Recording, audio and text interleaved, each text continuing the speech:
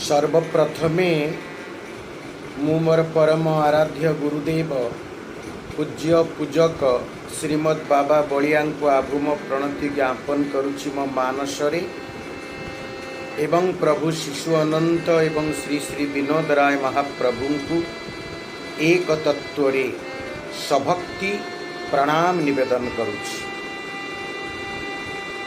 वर्तमान घोर कली काल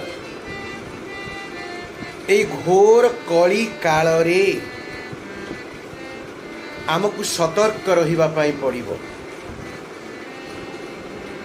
आमे जदि सतर्क न रहू ए कलीर कराल आमको निश्चित भाव रे ग्रास कर जिवो। ए सब को लक्ष्य करी आम भारत वर्षर मुख्य मुख्य ऋषि माने मुनि माने नैमिषारण्य एकत्रित होइकी ठीक द्वापर शेष एवं कलीर प्रारंभ रे एई प्रकार एक संधिक्षण काल रे सौनुक ऋषि जहार मार्गदर्शक थिले समस्ते मिसी एक विराट यज्ञानुष्ठान एवं विराट सत्संगर आयोजन कले एवं यही सत्संगरे सेमाने सुत महर्षि को डाकिकी कली जुगरु केमिति उद्धार पाइबे, कलीर मनीष माने कौन आचरण करिवे, कौ धर्म संपादन करिवे, किपरि भावरे अति सहजरे ए कली कबलरु रक्षा पाई हब ए विषय प्रश्न पचारिले। तांकर प्रश्न थिला 6टी एवं सेई 6टी प्रश्न मध्यरु गोटिए प्रश्न थिला ए कली जुगरे मनुष्य माने केमिति अति सहजरे उद्धार पाइबे एवं कली तांको कबलित करि पारिबो नाही। तन मध्यरे गोटे प्रश्न थिला जे धर्म कहार शरण रे कली जुगरे रहिबो। ए प्रकार 6टी प्रश्न पचारिथिले। तेबे सबुठु जोटा गुरुत्वपूर्ण ए कली जुगरे जीव माने बा प्राणी बा मनुष्य माने विशेष करी कौ धर्म आचरण करिवे, से धर्म होछि कौन? अति सुंदर भाव रे श्रीमद् भागवत रे सुत महर्षि सौनुकादि अन्य ऋषि मानकु उत्तर दौतंती जे कली जुगरे सबुठारु बड़ धर्म होछि भक्ति। योग, प्राणायाम, आसन, ध्यान,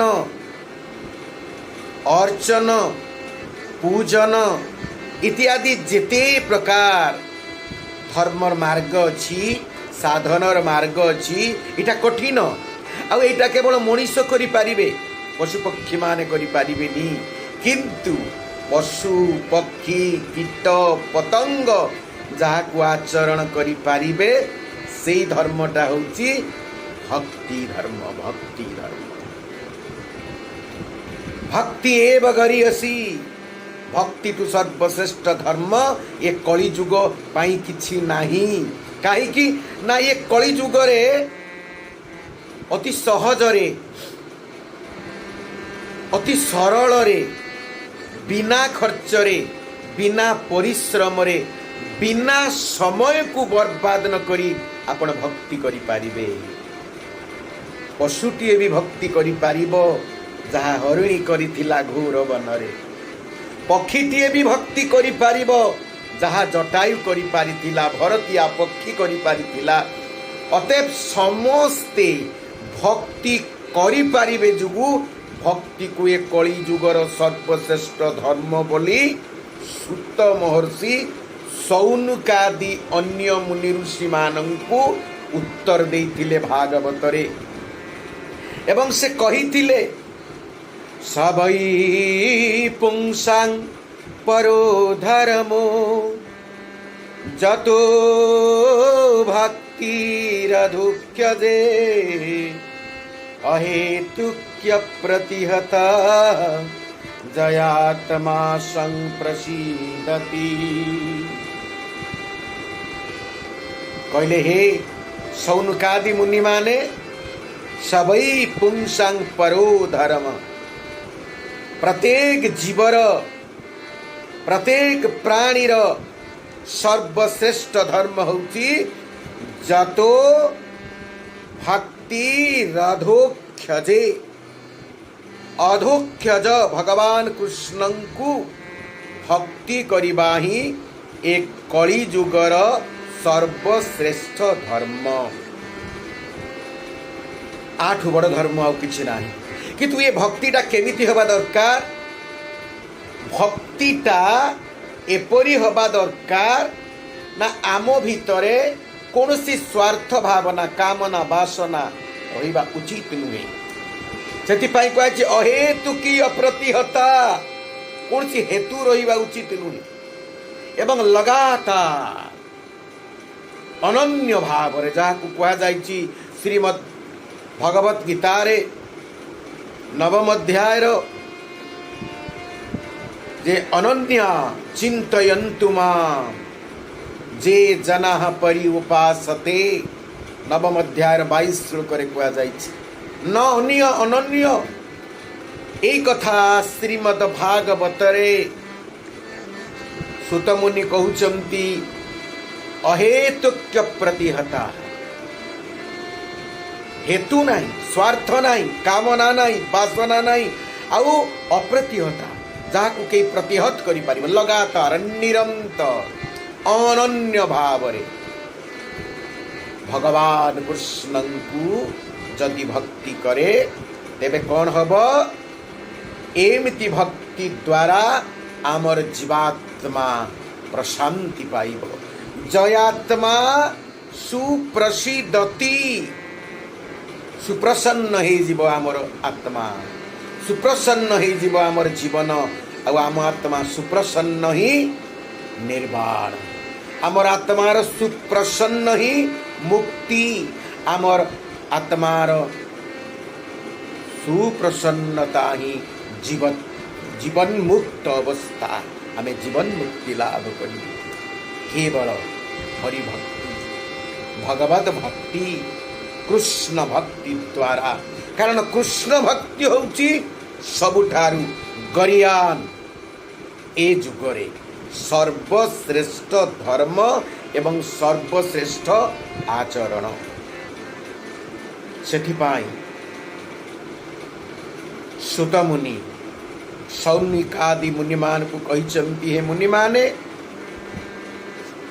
तुमे माने सबु बेले भक्ति जोग मार्ग रे आगु जा। कारण ये भक्ति एमिति गुटिए जिनिस, ये भक्तिर साधना जी करे सबु साधनार फल सी पाई जीवो। जी ये भक्तिर साधना करे सी सबु साधनार फल पाई जीवो। ये भक्तिर साधनाटा एते सुंदर। भागवत रे 3टी कथा कहा जाइछि ज्ञान वैराग्य और भक्ति। कारण ज्ञान न आसिले आमे भल मंद जानी पारिबुनी, तत्व जानी पारिबुनी। वैराग्य न आसिले आमे मुक्ति पाई पारिबुनी। हमर विरक्ति न आसिले, अनासक्त भाव न आसिले परम प्रीति आमे लाभ करि पारिबुनी। आ भक्ति जदि थरे आसी जाए भगवान को पाद पद्म रे, कृष्ण को पाद पद्म रे, तेबे आम जीवन धन्य। सेथिपाई सुत मुनि कहिले वासुदेवे भगवती भक्ति युगः प्रयोजितः जनयत्याशु वैराग्यं ज्ञानं च जत् अहेतुकम्। जदि अहेतुकी भक्ति आम हृदय रे भगवान कृष्ण प्रति चली आसिला तेबे स्वतः आम हृदय रे संसार प्रति वैराग्य आसी जीव। भगवान के प्रति अनुराग आसिले संसार प्रति विराग आसीଯିव कारण भगवान को से भल पाई पारिबो जे संसार भितरे आसक्त नुहे लिप्त नुहे से ही भगवत भक्तिर अधिकारी ही पारिबो वैराग्य भी आसीबो भक्ति द्वारा एवं ज्ञानं च जत अहेतुकम अद्वय ज्ञान सृष्टि हब आम हृदय रे अहेतुक भाव सृष्टि हब निष्काम भाव रे आमे अति आनंद रे रहिबु आम आत्मा सुप्रसन्न हो जीव भक्ति द्वारा आमे जदि भगवान को भक्ति करिबु भक्तिर अर्थ होची सेवा भज धातुर भक्ति शब्द आसी भज धातुर तीन प्रत्यय हेकि भक्ति शब्द सिद्ध होती आउ ये भज धातुर अर्थ होची मुख्य अर्थ भज सेवाया सेवा करिबा भगवान कृष्ण को अहेतु की सेवा दबा इस सेवा ही भक्तिर मूल मोर परमाराध्य गुरुदेव परमहंस पूज्य पूजक श्रीमद बाबा बलिया गोटे कथा कहती सेवा माने कौन ना सेवा को उल्टेले होची बासे सेवा को उल्टेले बासे जहाँ आम जीवन को सुबासित करदब सुगंधित करदब जहाँ वेद मंत्र रे कहा जाइछि सुगंधि पुष्टिवर्धनम आम जीवन को जी सुगंधित करदब आनंदमय करदब प्रशांत करदब सुप्रसन्न करदब ताहा ही तो भक्ति जहाँ मो गुरुदेव कहिचंती ताहा ही सुत मुनि सौनुकादि मुनि मान को कहउचंती ये कली जुग रे जदि अनन्य भक्ति आसी जाए निष्काम भक्ति आसी जाए अहेतु की भक्ति आसी जाए भगवान के प्रति तेबे कौन हब ना जयात्मा संप्रसीदति आम आत्मा सुप्रसन्न हो जीव आम आत्मा सुबासित हो जीव आम आत्मा आनंदमय हो जीव आम आत्मा दुखरु निवृत्त हो जीव यहाँ ही होची सर्वश्रेष्ठ मार्ग और ता होची भगवत भक्ति तेणु आपण एतिरे पैसा पड़ोनी किसी समय नहीं सबु बेले भगवान की चिंता करुवे भगवान के प्रेम रे आपण देखिबे जड़े प्रेमिक जेतेले तार प्रेमिकार प्रेम रे मशगुल हो जाए ये जागतिक तत्व रे सी खाऊला बेले बुलूला बेले सबु बेले तारी कथा चिंता करुथा को कथारे तार मन लागेनी प्रेमिक कथा ही मने पड़े आ से प्रेमिकर अवस्था से सबु बेले मने पड़े से प्रेमिकर कथा जदि ये जगत रे एमिति हेई आए आ परम प्रेममय पुरुषोत्तम जे प्रेमर मूर्तिमंत विग्रह जे प्रेमर कथा शिक्षा दबा पाई ये जगत को आसी चंती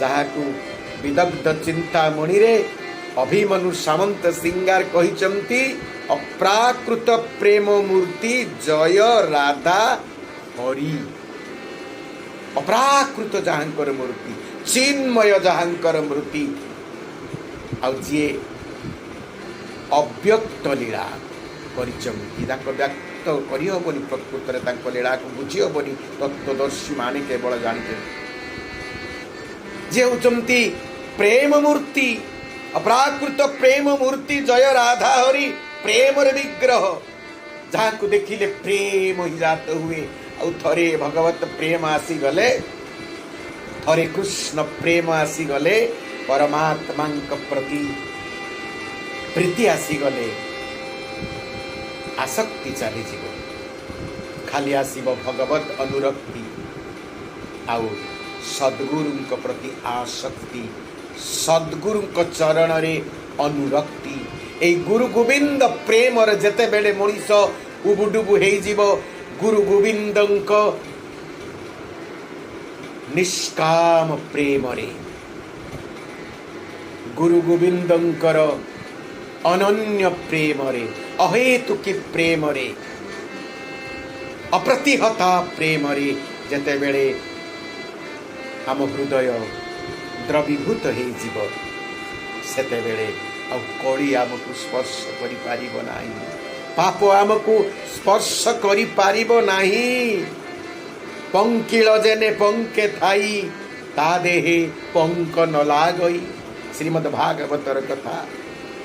ଆମେ ଜଳ ଭିତରେ ଥିବା, ଜଳ ଆମକୁ ସ୍ପର୍ଶ କରିବନି, ପଦ୍ମପତ୍ରରେ ଯେମିତି ଜଳ ସ୍ପର୍ଶ କରିପାରେ ନାହିଁ, ଯାହାକୁ ଭଗବତ୍ ଗୀତାରେ କୁହାଯାଇଛି ପଦ୍ମପତ୍ରମ୍ ଇବ ଅମ୍ଭସା। ଆମେ ପଙ୍କ ଭିତରେ, କଳୁଷ ଭିତରେ ଥିଲେ ବି କଳଙ୍କ ଆମକୁ ସ୍ପର୍ଶ କରିପାରିବ ନାହିଁ। କାହିଁକି ନା ଭଗବତ ଭକ୍ତି, ଭଗବତ ପ୍ରେମ, ଗୁରୁ ଚରଣ ଆସକ୍ତି ରୂପକ ତୈଳାକ୍ତ ହେଇଯାଇଥିବ ଆମ ଅଙ୍ଗ। ଆଉ ତେଲ ବୁଳି ହେଲେ ଶରୀରରେ ପାଣି ସ୍ପର୍ଶ କରିପାରେ ନାହିଁ। ସେଇ ପ୍ରେମ ରୂପକ ତୈଳ, ଭକ୍ତି ରୂପକ ତୈଳ ଯେତେବେଳେ ଆମ ସର୍ବାଙ୍ଗରେ ବୁଳି ହେଇଯିବ, ଆମ ଅଣୁ ପରମାଣୁରେ ରହିଯିବ, ଆଉ ପାଣି ଆମକୁ ସ୍ପର୍ଶ କରିପାରିବନି, ସଂସାରର ଜଳ ଆମକୁ ସ୍ପର୍ଶ କରିପାରିବନି। ସେଥିପାଇଁ ଆମେ ଏ କଳି ଯୁଗରେ, ଏ କଳିର କରାଳରୁ ରକ୍ଷା ପାଇବା ପାଇଁ ହେଲେ ଆମକୁ କେବଳ ଭକ୍ତିର ମାର୍ଗ ହିଁ ଅନୁସରଣ କରିବାକୁ ହେବ, ଆଚରଣ କରିବାକୁ ହେବ, ଜୀବନରେ ପ୍ରୟୋଗ କରିବାକୁ ହେବ। ଆଉ ବରାନ୍ନିବୋଧକ ଆମର ମହାପୁରୁଷମାନଙ୍କର କଥାକୁ, ସଦ୍ଗୁରୁମାନଙ୍କର କଥାକୁ, ଆମର ମାର୍ଗଦର୍ଶକଙ୍କ କଥାକୁ ମାନିକି ଆମେ ଯେତେବେଳେ ଆଗକୁ ଆଗକୁ ଭକ୍ତି ପଥରେ ଅଗ୍ରସର ହେବା, ଆମ ଜୀବନ ହେଇଯିବ ଆନନ୍ଦମୟ ଆଉ ଅତ୍ୟନ୍ତ ମଧୁମୟ। ସ୍ୱାମୀଜୀଙ୍କ ଏଇଭଳି ଭିଡ଼ିଓକୁ ଦେଖିବା ପାଇଁ ଏହି ଚ୍ୟାନେଲକୁ ସବସ୍କ୍ରାଇବ୍, ସେୟାର ଆଉ ଲାଇକ୍ କରନ୍ତୁ।